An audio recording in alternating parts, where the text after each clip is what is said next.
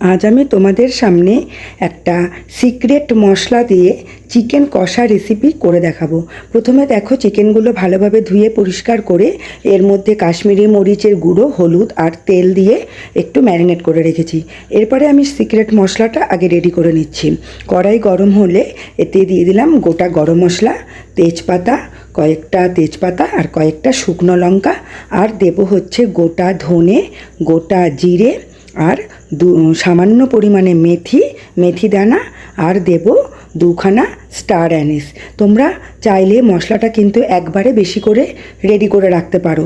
এটাকে শুকনো খোলায় শুকনো কড়াইতে বা শুকনো প্যানে ভালোভাবে একটু ভেজে এটাকে মিক্সিতে শুকনো অবস্থায় পেস্ট করে রাখতে হবে, গুঁড়ো করে রাখতে হবে। এরপরে আমার রান্না করার পালা।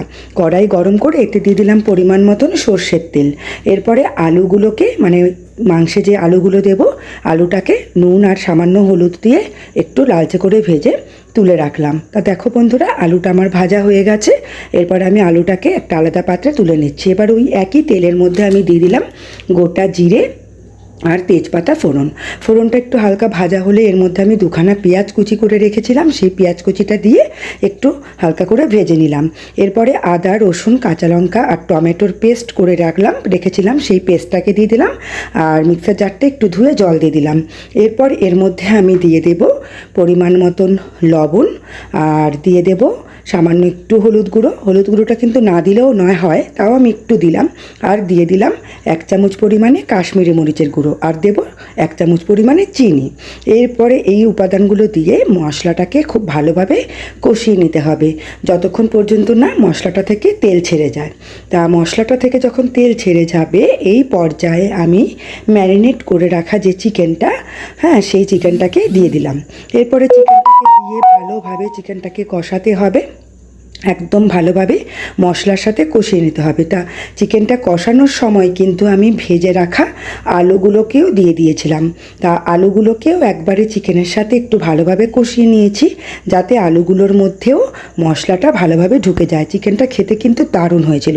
এই সময় আমি ওই যে শুকনো খোলায় ভেজে যে মশলাটা আমি গুঁড়ো করে রেখেছিলাম, সেই মশলাটা আমি 1 চামচ পরিমাণ দিয়ে দিলাম।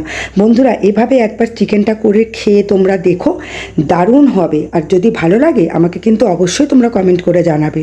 তা ওই মশলাটা দিয়ে দেখো চিকেনটাকে আবার একটু ভালোভাবে রান্না করে নিচ্ছি, একটু কষিয়ে নিচ্ছি মশলাটার সাথে। এরপর আমি দেখো আলাদা একটা পাত্রে একটু গরম জল করে রেখেছিলাম, সেই গরম জলটা দিয়ে দিলাম। কিন্তু ঠান্ডা জল কিন্তু ইউজ করবে না, আর চিকেনটা একটু কষা কষা হবে, জলটা কিন্তু খুব বেশি পরিমাণে দেওয়ার দরকার নেই। তা এরপরে ঢাকনা চাপা দিয়ে একটু ঝোলটা ফুটতে দেবো। আমি কিন্তু আলাদাভাবে কোনো গরম মশলার গুঁড়ো আর কিছু ইউজ করব না।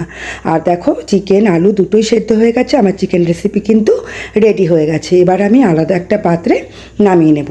তো দেখো বন্ধুরা, আমার চিকেন রেসিপিটা কীরকম হয়েছে।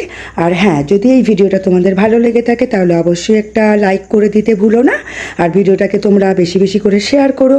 আর যারা এখনও পর্যন্ত আমার চ্যানেলটিকে সাবস্ক্রাইব করোনি বন্ধুরা, তারা অবশ্যই সাবস্ক্রাইব করে দাও। আর যারা ফেসবুক থেকে দেখছো তারা ফলো করে দিও।